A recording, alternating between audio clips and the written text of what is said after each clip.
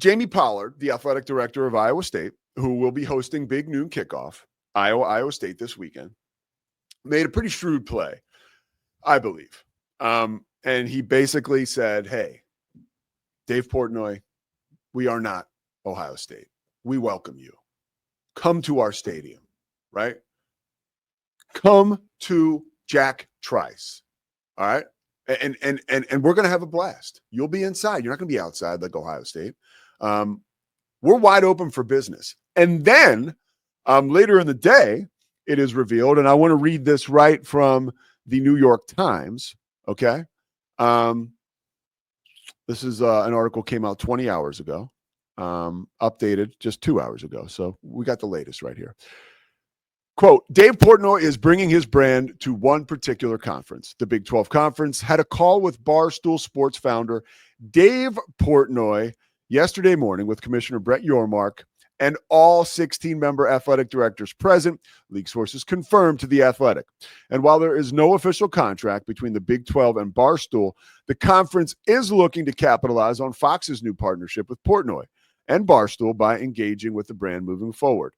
The conversation on Wednesday centered around Portnoy and Barstool being on campus for Big Noon games, including this Saturday for Iowa State, but also included the possibility of having Big 12 coaches and other affiliated members appearing as guests on Barstool's new FS1 show and other Barstool programming. This would extend beyond football to other Big 12 sports as well, including men's and women's basketball. Okay, now, a brilliant move by the Big 12 and Brett Yormark. Now, why do I say that? Okay. One, because the Big 12, if there's one thing the conference has, okay, that you can really leverage against every other conference in the country, is you have great coaches in the Big 12 for the most part. You really do. A lot of experience. A lot of excitement, right? You look at Deion Sanders, Joey McGuire, just a lot of, and yeah, Joey, I just put you in a category with Deion Sanders, right? So there you go. You're my man. But there is a sizzle to the Big 12, especially coaches. I mean, Mike Gundy. I mean, that guy's a quote machine, even when his team's doing poorly. Kyle Whittingham, he doesn't like to talk to anybody but the Matt Mosley show. But that is a guy that is a stoic, big-name coach in college football. Sonny Dykes in a national championship a few years ago. I mean, the list goes on. So that is got to be appetizing and attractive to Dave Portnoy and Barstool. Another thing that has to be very attractive to Dave Portnoy and Barstool. The Big 12 every year is duking it out for the best basketball conference in the country. If you want good college basketball content, you got to start with the Big 12. So now that has been said, and I have put that out there, okay, we have to bring it back closer to home because Mac Rhodes, right, representing our favorite Baptist university, Baylor University, was on that call yesterday. Scott Drew, a God-fearing man, right, who leads with joy, Jesus, others, yourself, right? That's it, right? I talked to King McClure, my buddy. He always says, when in life, if you can do that, and on the basketball court, if you can do that, obviously King played for Scott. That's a way to employ that legacy, that Baylor legacy, right? You can take that with you through the rest of your life, but it's a pure legacy. I don't know if you guys have been keeping up with Barstool. Not exactly pure content. Another situation, right? Jake Retzlaff was jettisoned from BYU over the summer for having premarital sex. Bottom line, that's it, right? We're not going to get into the details of who did what, He was kicked out of BYU, or was going to be suspended. I shouldn't say that. Was going to be suspended maybe 7-8 games for having premarital sex. So he took his services elsewhere, to Tulane. I love BYU. They have an honor code. Jake broke it. He's playing somewhere else. That's it, okay? But it shows that there are certain standards that BYU holds itself to that aren't necessarily perfect, and sorry for this pun, they don't make those guys perfect bedfellows. You know what I mean? Like, they don't. So I want to get Scotty Swingler, who has joined us. We worked on his shot today. We're really trying to master this because Scotty's a good-looking guy. And he's got his look, with the hat on back. Oh, it looks better already, dude. A good-looking guy. You are. You're a handsome guy. It looks better because you let me open the windows today. Thank you, Pete. Yeah, no problem. I kind of like the dungeon look, but when it's sunny out, Pete had the best idea, by the way, like 2 minutes before we went live. We're going to try it next time. To get a desk there. I want to stand, yeah. Yeah, we got a standing desk. Pete says maybe Scotty can stand. One, that'll keep me healthier because right now I sit all day. Yeah. But you got to sit, but you got to sit for Mosley's show. Two, I think it will give me more energy. Yeah, I know, but I want you sitting for Mosley's. I want to what? Yeah, Scotty is standing up. Scotty, you're acting a little excited over there. Mosley's here live today, by the way. Mosley will be here live? Yeah, we're going to do the show right here. 1 o'clock. Okay. If you didn't know, afternoons, right here, Rogue Media, Yeah. 1 o'clock, the Matt Mosley Show. Okay, so let's get back to this. I'm okay? ready. I'm ready. Hold on, I got to read this text because it's about what we're talking about. Okay, we won't get back to it yet. From somebody we'll wait for you to read your text, Pete. I just literally, it's from someone at the Big 12 who I asked. That's good. Who I asked a question. Okay. Any movement on Portnoy with the Big 12? I'm not going to tell you what I got as a response. What the heck, I can't, dude? I can't. But then you should have read it without telling us what you. Okay. I'll tell you. It's not. Look, put it this way. We're not going to ditch the segment. Okay. Bet. We're still doing this. All right. Which means my input. that maybe there's some momentum. I'm doing this all show now. If you've been gambling and you're doing well, sometimes you watch the dealer leave the table because you're just kicking ass. All right, Scotty, you think this is a gamble, and I want to hear as to why you think that this may not work, because I think it's brilliant and it's shrewd. I really do think the Big 12 and Brett Yormark have like a futuristic vision on where sports are going. But this is risky. I just mentioned Baylor, BYU, just a couple off the top. Don't forget about TCU that may not be in love with some of. Take TCU out of the conversation. They don't give a rip. Those godless heathens up there in Fort Worth. The Barstool culture does not necessarily jive with the Baptists at Baylor. Facts. Or listen, our folks out in Provo. You paraphrased it well a couple minutes ago, and I said this when he signed with Fox Sports last month. People think that if they bring in Dave Portnoy, he's going to be Pat McAfee. That's the comp. Like that's the only reason Fox is putting some of his content on their network, why he's involved in Big Noon Kickoff. And it's why the Big 12 is bringing him in, which, by the way, I don't know why they don't just call Pat McAfee. He's a Big 12 school alum, but I digress. Getting Dave Portnoy involved will bring younger male demographic to your schools, to your content, I suppose. I just do not see Dave Portnoy as trustworthy in the same way that I might view Pat McAfee as trustworthy. It's very simple. They are both bombastic, media innovators, delightful to watch on camera, funny, entertaining, both of them. Brilliant businessmen, both of them as well, right? The difference is Pat McAfee is someone that we've watched him do it over and over. I trust that when a producer is in his ear saying, he drops it.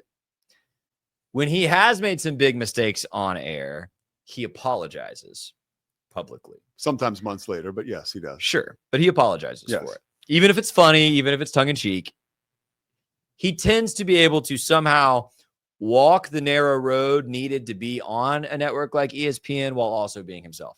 I do not think Dave Portnoy is capable of that. That's not even a criticism of Dave Portnoy necessarily, because that is why he's built a following. Yeah. I don't trust him. If a producer's in his ear saying, he's not going to stop. If he says something on air that is wildly offensive, and Pete and I were talking in the break, I'm not talking like offend the far left woke mob. I'm talking if he says something that's blatantly offensive to a group of people, that would offend me or you. Right. And again, the example, Baylor's a good example. BYU's a better example. Yeah. Let's just be honest. if he's on campus in Provo and he makes some sex joke, some joke about the rigidness or the uprightness of the Church of Latter-day Saints rules, traditions, views, dude, it's just not a good look. Yeah. It's not a good look for the conference. It's not a good look for him. And I don't think he's going to walk that back and apologize and make it right. So could it bring viewers more interest to your conference? Maybe. Could it also create a conflict in about 3 months when Brett Yormark's having to go, listen, we had an agreement with Dave. He clearly crossed the line. We're going to sever ties. Like, probably. That to me is the most likely scenario for this. And let's just be honest, Dave Portnoy is not a Big 12 guy. And I didn't even mention this to you on the break, Pete. I'd love to get your talk back on this. You've got really incredible influencers who are tied into the Big 12. You've got them. Why don't you use them? Like who? Like Pat McAfee. Okay. Like Trey Wingo. By the way, I've never known why Baylor. Can somebody hit the screeching brakes? We just threw Trey Wingo in there. Bro, why hasn't Baylor brought Trey Wingo to campus like ever? That's a problem. Like, yeah, there's something there. Yeah, I mean, that's a whole nother story, though. You know, Scotty B's over here saying Molly Miller. Yeah, let's get Coach Miller on the TV. That would help, right? I don't know, man. Guys, I don't know who Molly Miller is. She is the new head coach for Arizona State women's basketball. Oh, okay. From Grand Canyon. Sure, from Grand Canyon. Okay. Yeah. I don't know, man. Scotty B, you're the man, dude. I love Scotty. Portnoy's not even a Big 12 guy, though. He's gonna. But hold on. He's gonna be talking about Michigan. I State. want this to be a thoughtful conversation, but you just put Trey Wingo and Molly Miller in the same category as Pat McAfee. Like, that's not. I mean, I didn't, but well, somebody else did. The bottom line is Pat McAfee and Dave Portnoy. That's how you started this conversation, and that makes great sense. Like, those guys are both lightning rods. I agree. If you watch Pat McAfee, Pat is the best. He's literally like Robert Griffin. If you're a parent, like, his parents must be so proud. And here's what I mean. Like, when Pat is in his domain at his show, he can act like it however he wants. He can act immature. He can act bombastic. That's his show. Right. That's his dojo. Okay. Now, when he's at College Game Day, he does not act like that. If you ever watch him, he is so reverent to Nick Saban, was all the time. But he's still himself. He's standing on the chairs, firing up the crowd, singing the local. When the time is right.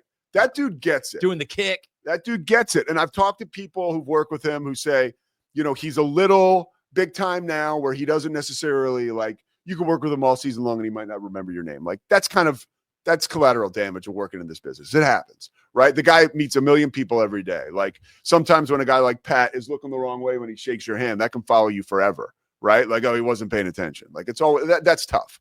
I think he's a great guy from what we can see. And I do think, Scotty, one of the reasons the Big 12 doesn't feel a need to pull McAfee in is because he's basically already on staff. Like, here's an example. If West Virginia beats Ohio, right, this week on the road, and and Pitt wins, like, Pat McAfee's going to be pushing for the backyard brawl to be College Game Day. Like, he does this for West Virginia, but you're going to invite someone to the Iowa State game. Why not invite the Pat McAfee show? Instead of Dave Portnoy. That's my question. Well, because he's already affiliated with Big Noon Kickoff, and the Big 12 is trying to take advantage of where they see the SEC and Big 10 vulnerable, right? Because the SEC is not going to end up on Big Noon Kickoff unless it's something crazy, right? It's going to be the Big 10 9 times out of 10, and they've already said. And guess what, Pete? Nobody watches Big Noon Kickoff. Nobody watches it. People do watch it. No, they don't. They watched it this past weekend because they had Corso's final pick simulcast, which I thought was really cool. Which was very smart. I thought that was very good. That was like the smartest move of the weekend. The dumbest move was the guy from Northwestern who wouldn't let the kids from Tulane. That was dumb. Dude. Yeah. And I was listening to Rick Neuheisel yesterday. I love listening to former coaches on this. He said, the reason that they wouldn't do it is because it was hot. And Northwestern was home, and they wanted to wear the lighter uniforms. But even Neuheisel was like, bad move. Bad move. Pete, I'm just saying, to get back to the point, Portnoy is going to end up being a regret for the Big 12. That would be my projection. Go get Pat Mahomes to come back. Go get Pat McAfee. Robert Griffin's in the media being controversial every 2 weeks. Like get some of these guys to show up at these games. I mean, Griffin doing the Baylor-Auburn game for Fox was great. None of them are Portnoy, but I don't know if we need the Portnoy attention. Well, and here's one last thing I'll leave you with, because this is also from another one of our heavy hitters. I was talking to Shahan Jayaraja, CBS Sports, when he was getting ready to go on set before on the Green and Gold pregame show before the Auburn game. And so he and I were talking about the Big 12. And this sort of answers the question that he and I asked each other, or he was asking me, is the Big 12 okay with being the third or fourth best conference in the country? Like, are they going to be okay with that? Because there is an acceptance that comes with that. And it's still, hey, if you're the third best country in all of college football and you've got a direct bid to the college football playoff, like, that ain't bad. You know what I mean? Like, but that's just not who the Big 12 is, right? There's always going to be this forward thinking, and there is not that acceptance, right? There is like, how can we continue? By the way, that's why Brett Yormark's the best. Yeah, I agree. Unlike the two commissioners prior, who I will not name because I hate both of them. Bob Bowlesby? Sure, you can name him. And the one before that. Unlike those two men, I think Brett Yormark is actually doing everything within his power to make the Big 12 the best, which is needed and which I appreciate. I think this is going to be a misstep. Everything else, great. I will still ride the get Duke and UNC in the Big 12, so we definitely are the best basketball conference in America train. And he could do that. Brett Yormark. Conversation for another day. Don't lest anyone think that Dave Portnoy has consumed all of Brett Yormark's calendar and missions like Scotty just mentioned have fallen off. No, trust me, he's got his eye on the ball. But this is part of the game here. All right, the Pete Souza Show. We'll come back. I got one last bug up my ass. Okay, I'm going to tell you what it is, and we'll get out of here on a Thursday because we got something to tape right at 11:02. So break back. I'm going to complain. You're going to like it, and then we'll say goodbye.